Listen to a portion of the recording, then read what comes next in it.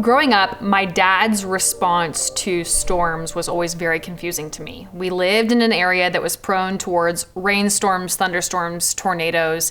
Nothing like they have in California, right? There's no earthquakes in the state of Texas, but the tornadoes were actually very scary. And every time that it would rain or thunderstorm, I would always think or anticipate the possibility of a devastating tornado. My dad's response was always so strange to me.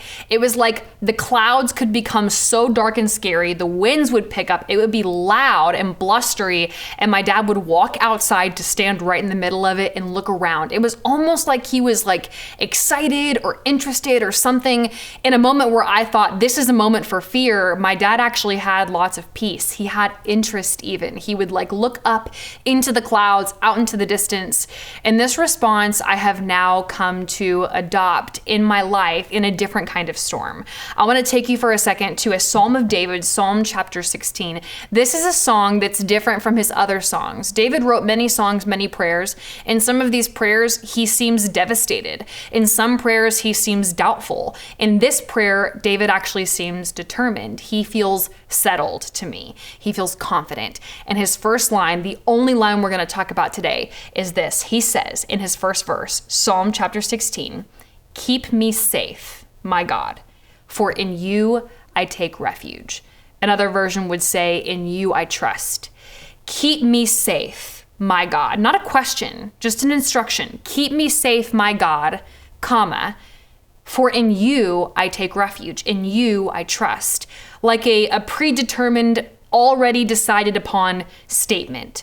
God, I am safe as I find my refuge in you. God, I am safe as I put my trust in you. And it kind of reminds me of my dad out in the middle of the storm, looking peacefully and even with interest at all the stuff that's coming at us, all of the storm clouds, all of the doom and the gloom. He stands still and he stands steady because maybe in my dad's mind, he knew that eventually all storms pass. Or maybe not all storms turn into what you think they're going to turn into. Or maybe even if the storm is bad, maybe our destiny, our eternity, our fate is actually secure in something else. This is the same confidence that David has right here as he begins this prayer to God. With whatever happening outside in David's life, he starts this prayer by saying, "Keep me safe, my God, for in you I take refuge."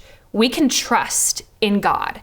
We can stand amongst the storms, amongst the uncertainty with peace, with confidence, with contentment, knowing that in God we find refuge, in God we find safety, in God we find shelter, and ultimately it's in God that we eventually find eternity. There's nothing in this world that can touch us in a harmful way in light of eternity. We have eternity and safety with God. And so I want to adopt this same mindset that David has. It's funny, my dad's actually named David too. The same mindset that decides I'm going to stand firm and be confident in the shelter I have in my God, even though the world around me might look like a bunch of storm clouds rolling in.